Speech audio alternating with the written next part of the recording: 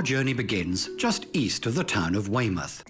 We'll head down Dorset's Jurassic coast, encountering some of England's most spectacular geological features along the way.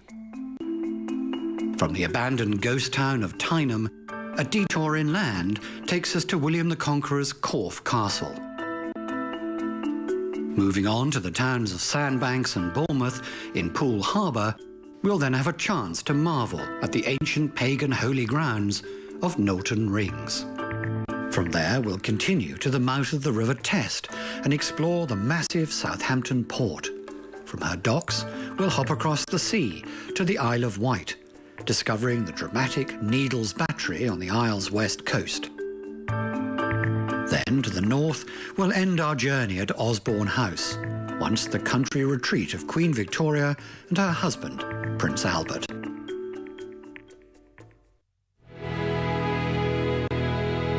We start our journey just outside Weymouth, gateway town to Dorset's incredible Jurassic coast. It spans 153 kilometres of England's southern shore. 180 million years of geological history can be found within the dramatic landslips and eroded coastline, making this area a gathering place for geologists and tourists alike. Perhaps the most spectacular, and certainly the most visited of these geological features, is Durdle Door, with over 200,000 visitors a year. The feature is estimated to be about 140 million years old. Its name, Durdle, derives from the Old English word thurl, meaning to drill. And this is a perfect description of how this arch was formed.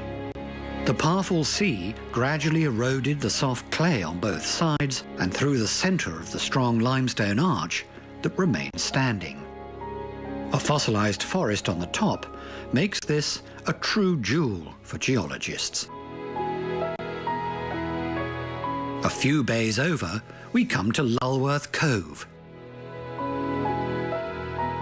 Its unique shape is again a result of thousands of years of weathering. The weak rock at the opening gave way to an onslaught of waves around 10,000 years ago. Then, as the water continued to force its way through the small opening, the incoming waves were diffracted outwards, eroding the sides of the cove more vigorously than the back. Also, the back wall is composed of a 250-metre-long band of chalk pressed into the cliff face, which resists erosion far better than the clay and sands on the side. With 500,000 visitors per year, the cove's spectacular shelter is a draw for swimmers and boaters alike. Some literary circles believe that J.M. Barrie's inspiration for Peter Pan resulted from the author's encounter with a boy named Peter wandering around Lulworth Cove. The boy's father had just died, and he used to play in this area as if it was his own magical world. J.M. Barrie soon married the boy's mother and spent much time strolling with the child through his own personal Neverland. Further down the shore, we come to Warbarrow Bay. The Jurassic coast is not only a sanctuary for tourists, a mecca for geologists, and a source of livelihood for farmers, but is also a central training ground for the British Army. As a result, this particular bay is open only on weekends and at night, due to its use as a firing range and training ground. The beautiful, seldom visited and secluded waters here lure in divers, fishers and scallopers.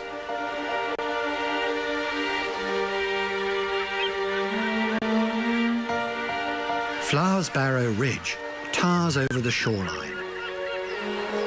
It is features like this where millions of years of geological activity are exposed that make the Jurassic coast famous. But due to constant coastal erosion, this whole cliff face will eventually fall into the sea.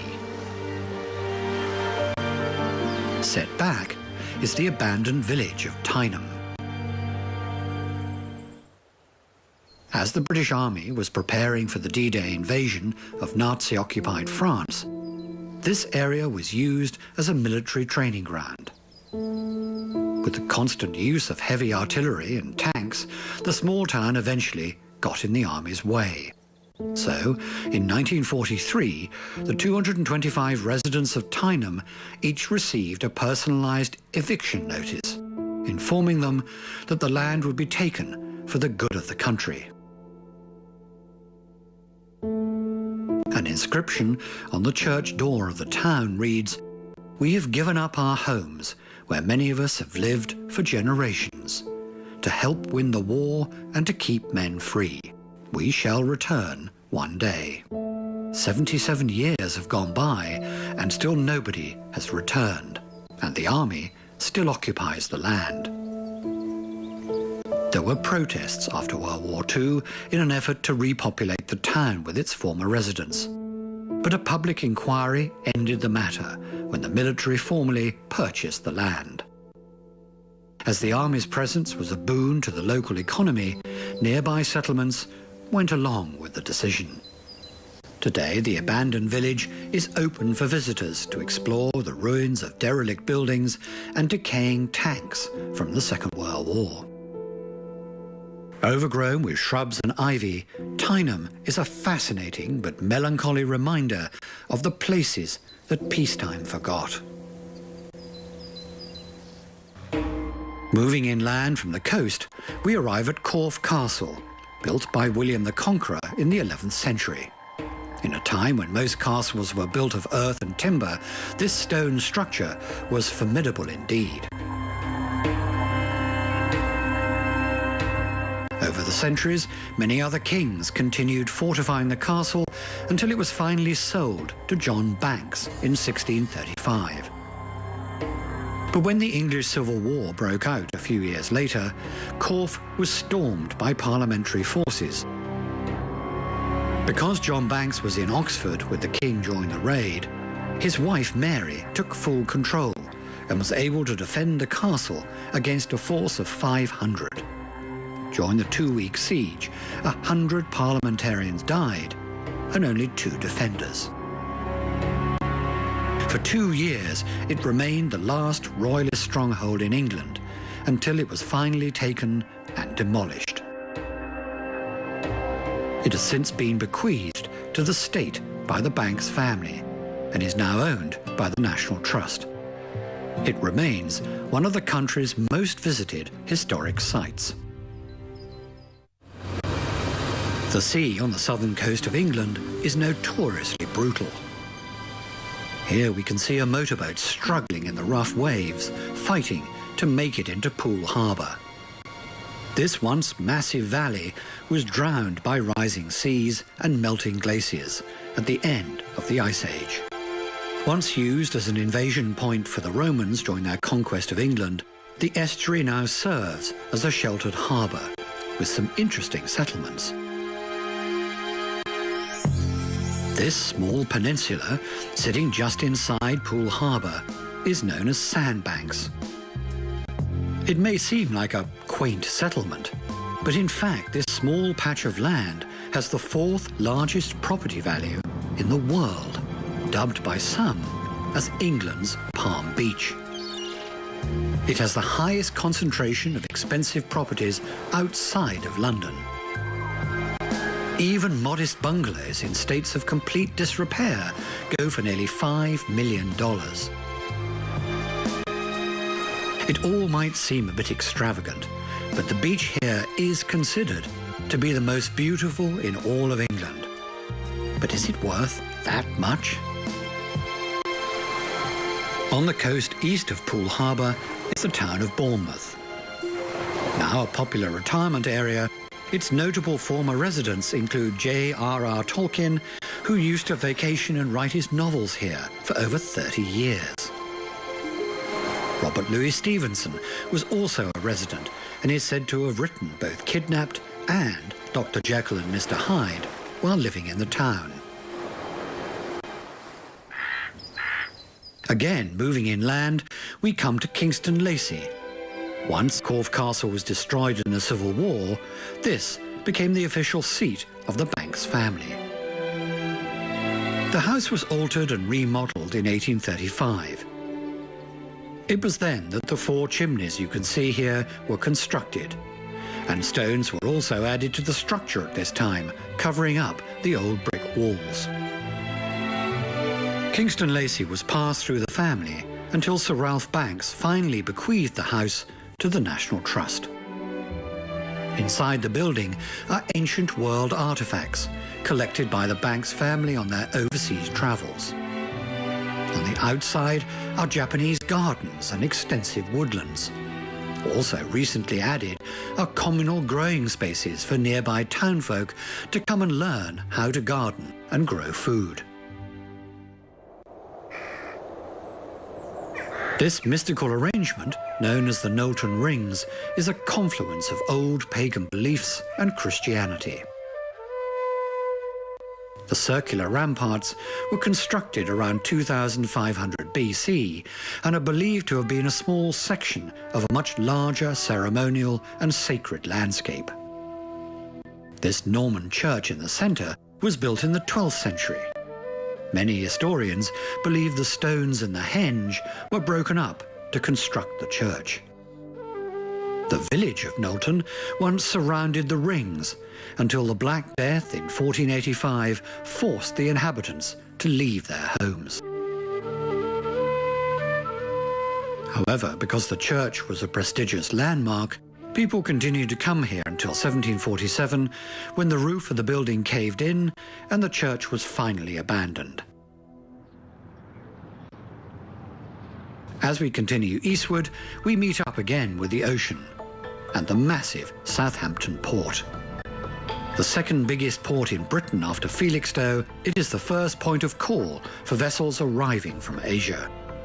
A unique tidal phenomenon known by the locals as double tides results in 17 hours of rising tides, meaning the port is accessible by large ships most of the time. Along with the fact that the harbour has complete shelter behind the Isle of Wight, it is understandable why it has had a successful history and is affectionately called the gateway to the world. Once the railway started operating throughout England in the 1840s, the port flourished into the major trading, military and transport post it is today. In the 1930s, Southampton handled over half of England's international passenger traffic and almost 60% of all cargo. And situated here are 5 massive terminals with facilities to handle almost any type of freight.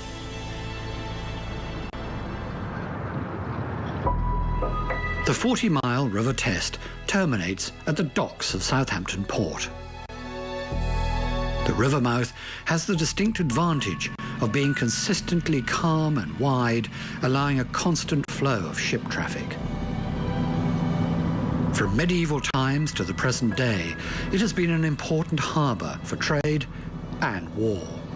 It was an entrance for Viking invaders, and then became a major shipbuilding area for the English fleet in the 100 Years' War.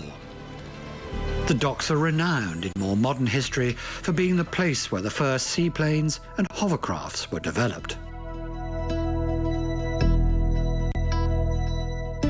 And pulling into the docks, we now see the Queen Mary 2. Further west along the coast is the historic monument of Hurst Castle. After Henry VIII's divorce from Catherine of Aragon in the mid-1500s, England was politically isolated. With threats from France and Spain, he constructed a string of device forts along the coast, and this central section of Hurst Castle still stands as a fine example. Designed with Italian-style fortifications, blockhouses and artillery towers, the fortress was very advanced for the time. And it continued to be used for centuries after. The complex was expanded and refitted for the Napoleonic Wars in the early 1800s, as well as the First and Second World Wars.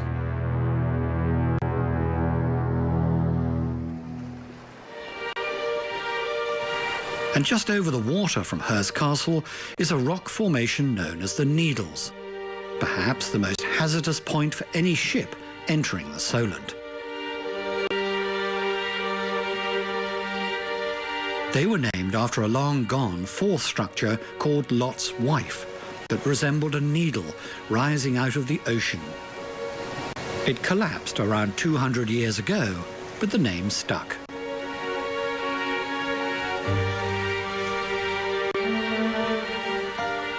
The formation is made of chalk that has gone through the geological process of folding, when layers of minerals are piled and compressed over thousands of years to form durable rock. These jagged chalk structures don't terminate at the lighthouse, but actually continue far out to sea, hidden underneath the waves, and have historically been incredibly dangerous for seafarers. After many shipwrecks on these rocks, merchants petitioned the government for a lighthouse in 1782. But the original lighthouse that was built was too high and too far inland to be useful, as it was constantly shrouded by fog and mist.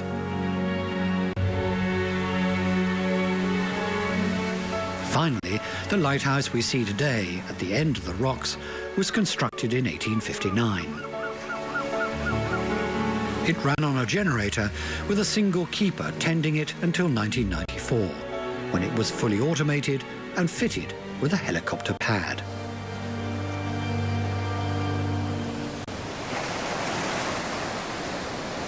And built behind the Needles lighthouse on the Isle of Wight is the Needles Battery. The complex was originally constructed in the 1860s to defend against a potential invasion from France. When it was discovered that the pounding effect of gun and cannon fire was causing the cliff to crumble, the battery was reconstructed higher up the cliff. The old and new batteries were rearmed with modern equipment and served as protection in both World War I and II. Combat took place very close to the battery, with German U-boats sinking 2 British ships right off the shores below.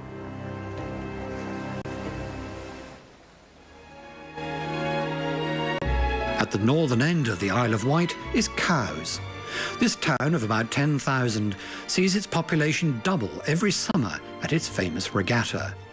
This event is a yachting tradition that dates back to the early 1800s, when King George IV granted funds to the boating spectacle. Supported by royalty ever since, the regatta has become the largest in the world, and the town's resident Royal Yacht Squadron has become a prestigious name in international boating. Starting as a mere cluster of fishermen's shacks around defensive forts, Cowes has come a long way and established itself as one of the major yachting capitals of the world. And our last stop is just across a small inlet from Cowes at Osborne House.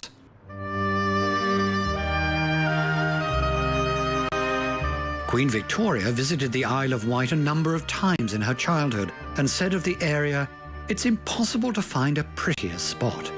So it is no wonder that in 1853 she had a summer retreat built here for herself and her husband, Prince Albert. The two were nature and garden enthusiasts, and so took plenty of inspiration from the gardens of Europe when planning the landscape. Italian-influenced terraces and miniature buildings are especially noticeable. The house itself was designed by Prince Albert in conjunction with Thomas Cubitt, the same architect who created much of Belgravia in central London. When Queen Victoria died in 1901, Osborne was given to the state. Many of the rooms were reserved as a museum to the Queen, while the rest served as a naval academy. But now, the entire complex is open to the public and in the care of English Heritage. Some houses in the grounds are even available for rent. In fact, the fame of the building was so widespread in the 1800s that in 1876, the colony of Victoria in Australia modelled its first government house after this design. Even today, the beauty and heritage of Osborne House and England's southern coast is renowned around the world. A perfect place to end this journey.